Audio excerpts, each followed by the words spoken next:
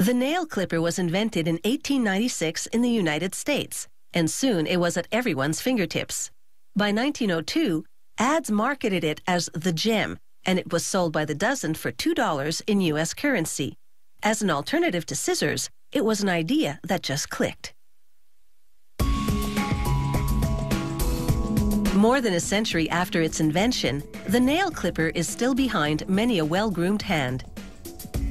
Its popularity numbers in the millions, and no manicure set would be complete without one.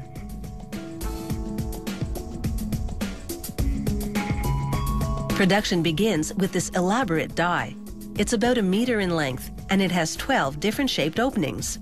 Hydraulic machinery repeatedly forces a steel sheet through the various openings as the sheet moves forward.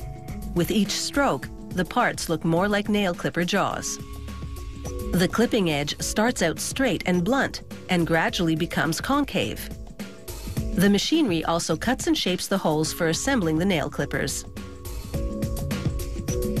In just 1 minute, a total of 80 strokes generate a dozen nail clipper jaws.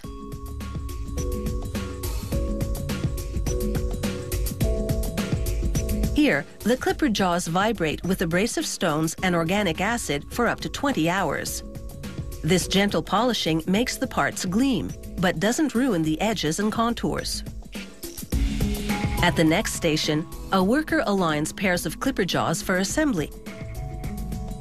Using a mechanical press, he drives a rivet into the hole at the gripping end of the jaws.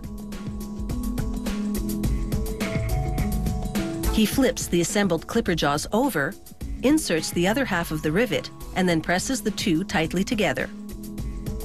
The rivet locks the gripping end of the nail clippers together so that the two jaws can't be twisted apart. Next, a worker smooths the edges of the clipper's gripping end against an abrasive wheel. This grinding evens out any irregularities and makes the two clipper jaws appear as one at the gripping end. Attention now turns to the cutting end of the clippers. After locking them in a device, a worker grinds the concave edges until they match up. These nail clipper jaws are now ready for the lever, but the lever itself still needs some work. Using a little press, they make a hole and an indentation between its two prongs, allowing the lever to sit more comfortably on the clipper. Levers are then fed one at a time to a set of drills that carve little holes into the prongs of the fork. The holes are just big enough for a pin that's 1.3 millimeters in diameter. Here's the view from the side, before and after drilling. A worker now inserts a bolt in the cutting end of the clipper jaws. This bolt has a little hole in the end of it. He presses the jaws together, and it's now time to attach the lever. He inserts the pin in the holes in the lever and the bolt. He pinches the pin with pliers to secure it, and the lever now pivots freely on the cutting jaws. All the pieces of the nail clipper have come together, but the assembly processes have left oil and other residues on this tool.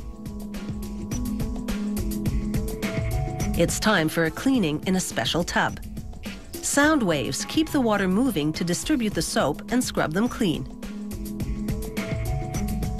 Once they dry, a worker uses a combination of acid and positive electrodes to etch the company name and item number onto the nail clipper. The next employee sands the cutting edges to sharpen them. It takes skill and practice to get them just right.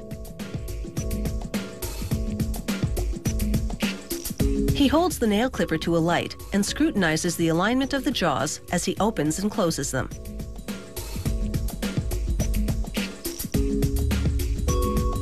This cardboard test confirms that these nail clippers are up to the job.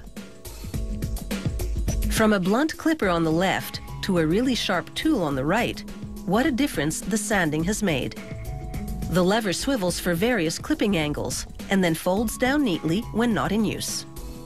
It takes 11 people to manufacture 100 of these clippers an hour, and that means they've been working at a very fast clip.